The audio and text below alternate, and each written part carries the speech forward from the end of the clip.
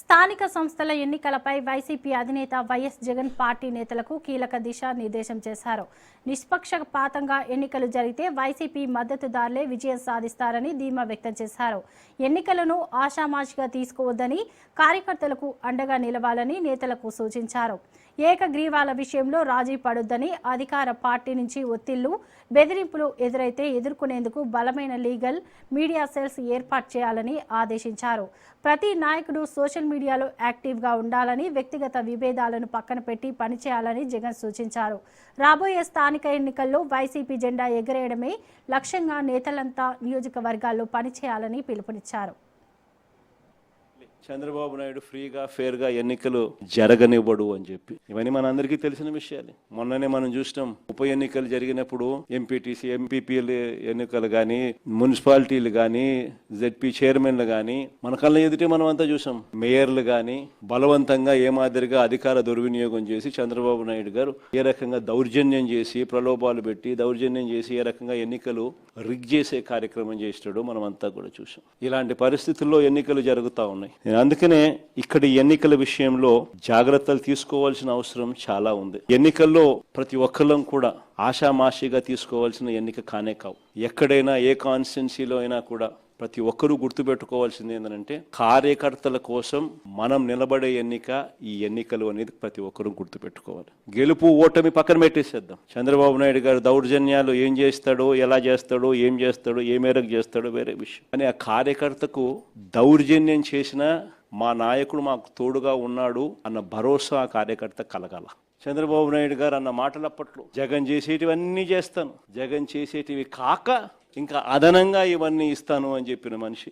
మనం చెప్పిన ప్రతి పథకము కూడా, మనం చేసేటివన్నీ కూడా ఆయన మూడింతలు ఎక్కువ చేస్తానన్నాడు. మనం అమ్మఒడి 15,000 ఇస్తామంటే ఆయన ఇంట్లో ఎంతమంది పిల్లలు ఉంటే అంతమందికి 15,000 అన్నాడు. ఏ ఇంటికి పోయినా కానీ ఆయన కార్యకర్తలు ప్రతి ఇంటికి వెళ్ళి ఒక బాండ్ ఇచ్చేవాళ్ళు. ఆ బాండ్ల మీద సంతకం పెట్టేవాళ్ళు. ఆ బాండ్ల మీద వీళ్ళిద్దరు ఫోటోలు ఉండేటివి. నేను, పవన్ కళ్యాణ్ ఇద్దరం మేము ప్రమాణం చేసి చెప్తా ఉన్నాము, ఇవన్నీ మీకు అందరికీ వర్తిస్తాయి. సినిమా స్టార్ట్ జూన్ 2024 అని చెప్పి డేట్ కూడా.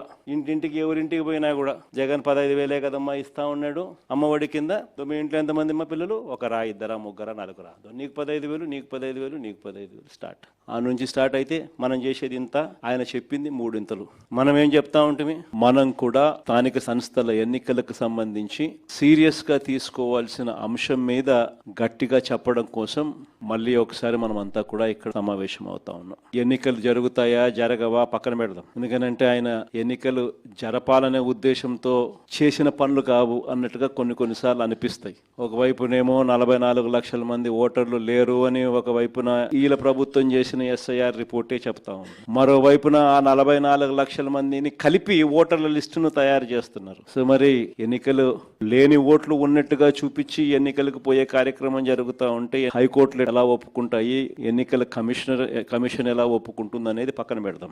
ఎందుకంటే ఒకవైపున ఓట్లు లేవని వీళ్ళే చెప్తున్నారు, మరోవైపున అవే ఓట్లతోనే వీళ్ళు ఎన్నికల ఓటర్ లిస్టు తయారు చేసి ఎన్నికలకు పోయే కార్యక్రమం చేస్తా ఉన్నారు. అంటే లేని ఓట్లను ఉన్నట్టుగా ఓటర్ లిస్టు తయారు చేసుకుని ఎన్నికలకు పోవడం అన్నది చట్ట ప్రకారం నేరం. ఎందుకంటే గోస్ట్ ఓట్స్ ను వీళ్ళే, దొంగ ఓట్లక వీళ్ళే వేసుకునే ప్రమాదం పొంచి ఉన్నది అని క్రిస్టల్ క్లియర్ గా కనిపిస్తా ఉన్న నేపథ్యంలో అసలు ఎన్నికలు నిజంగా జరపాలని చంద్రబాబు నాయుడు ఉన్నాడా, ఎన్నికలు జరపకూడదని చంద్రబాబు నాయుడు ఉన్నాడా అనేది ఒక నిజంగానే ఒక క్వశ్చన్ మార్క్ ఏరియాగానే ఉంది. ఎన్నికలు జరుగుతాయనే అనుకోని ముందుకు పోదాం మనం. ఎన్నికలు జరుగుతాయనే వాళ్ళు చేస్తా ఉన్న ప్రకటనల మేరకే మనం కూడా సన్నద్ధంగా ముందుకు పోయే కార్యక్రమం చేయాల్సిన అవసరం ఉన్న పరిస్థితిలో మనం అడుగులు ముందుకు వేస్తా ఉన్నాం. ఒకవైపునేమో చంద్రబాబు నాయుడు గారి ఈ 2.5 సంవత్సరం పరిపాలన కనిపిస్తా ఉంది. ఈ 2.5 సంవత్సర కాలం పరిపాలనలో మనం అంతా కూడా చూస్తూనే ఉన్నాం. ప్రతి ఇంట్లో కూడా ఈ రోజు ఒక చర్చ అనే దానికి, ఈ 2.5 సంవత్సరం చంద్రబాబు నాయుడు గారి పరిపాలన, ప్రతి ఇంట్లో చర్చ జరగడానికి